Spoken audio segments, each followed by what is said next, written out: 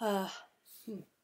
Hi, it's been a while since I've done a video blog for YouTube. I'm quite disorientated today.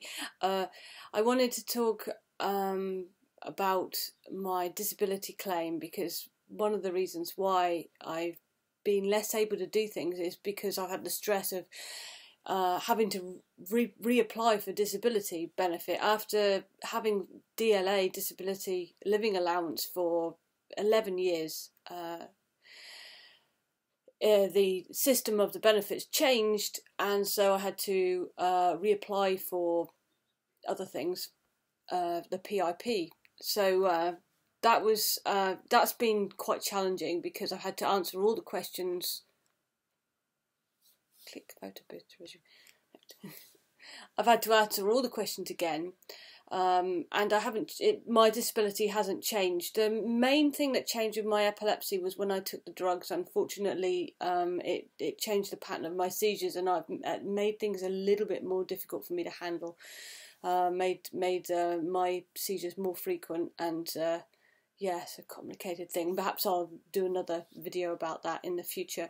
But so that I have to say that it was quite demoralising having to answer all the questions again, fill in the forms, with uncontrolled seizures that can come at any time.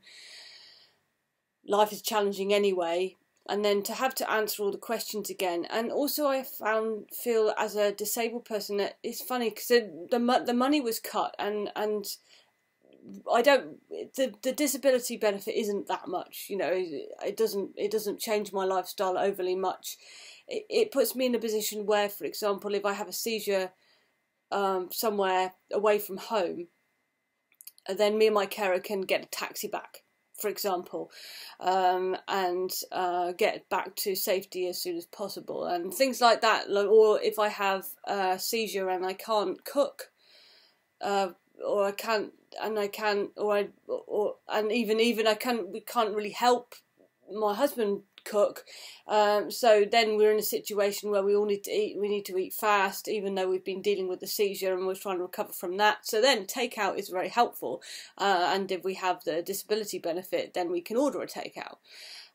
So just little things like that. It sort of smooths things. I would say it smooths over the bumps that the disability creates, and that's purely what it does. I haven't been able to live an extravagant lifestyle on benefit. So I would say when the benefits were cut, obviously it made things more difficult because then we had to do all of the extra stuff with the form filling and answering the questions, often in the face of people who they're coming across with this sort of vibe that you're lying, and it's quite hard because it's like this is a narrative that, in order to get you've taken on, and you're using your coping mechanisms to deal with your disability, and then they're saying, well, maybe you don't have a disability at all. Maybe if you just pulled yourself together, then you somehow wouldn't have a brain injury, and suddenly you'd be able to do all the things we'd like to expect you to do. And so I would say that having there's many aspects to this subject, but I would say probably the main thing is feeling invalidated, and making my disability feel that it's so invisible. It's even invisible to the people who ought to be aware of it, and therefore it becomes invisible to me too. And I sometimes wonder, and it puts doubt in my mind. I think, why have I not got round to doing that? And then my carer has to say, you had a seizure early this week. I'm still recovering from that. So, because I forget. And so I just wanted to say that I think it's kind of abusive. I wanted to talk about the abuse that entails of not acknowledging somebody's disability, and how that makes me feel. That makes me feel, well, just lost and confused, and even more disabled. Because this morning, one thing that happened is we got a call from the PIP people, and they asked me some questions, and they said that because we put in an appeal, and they said that they gave me an offer basically, and it may not be as much as I'm entitled to. I had no clue. They called before 9 in the morning, and after all the stress of everything, and to be honest with you, when I went to court for the tribunal the last time, I was like, when I came out, I was like dry heaving, and I couldn't eat for hours. It was horrible. It's just, you know, you feel like you're a criminal being tried when actually all you are is somebody with a head injury. It's not my fault that I, you know, hit my head when I was 8. You know, I didn't choose to have epileptic seizures, so, you know, I shouldn't really be put in a position where I feel like a criminal from that perspective. So anyway, I accepted the deal this morning, and we could appeal to make if we've been given the wrong amount, but we've basically gone from 0 points where they sort of were completely lying about my disability to actually acknowledging it, which is a good step. And I'm just so tired with the process that I accepted it.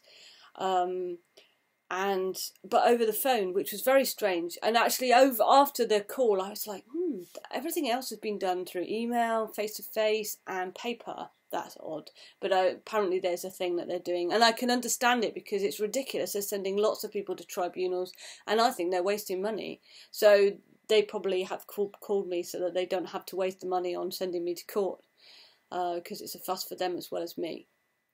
But I just wanted to say that today. I'm feeling a lot better since I accepted, because the validation, I've got no money coming to me yet, that'll take a little while and blah blah blah, but I feel validated. I feel like I've been acknowledged by my doctor and by the people who again and the government. It seems odd that I had to reconfirm that I have a disability that is caused by brain damage and isn't going to get fixed. But I just had to report today. I wanted to report and share the fact that it made a huge difference to be validated. And I think it's really important for people to listen to each other. When somebody's experienced abuse or when somebody finds something difficult, it's hard because we don't really want to think about it and we've got our own problems. But being a witness to such things and being able to say, I see you and I acknowledge that that's where you are and that's your experience, is just so important. And it means people can really, you know, pick themselves out of that thing. Having acknowledged where they are, they can then pick themselves up and then walk off, and you know, they can start thinking about the many things that one can actually do as a human being. So I just wanted to share that, you know, having had that experience and being validated, and now I have got actually some element of PIP, you know, the relief and the validation, and that it's affected my brain a lot, even before I receive any money, which again isn't much, but yes, so just sharing that today. Thank you.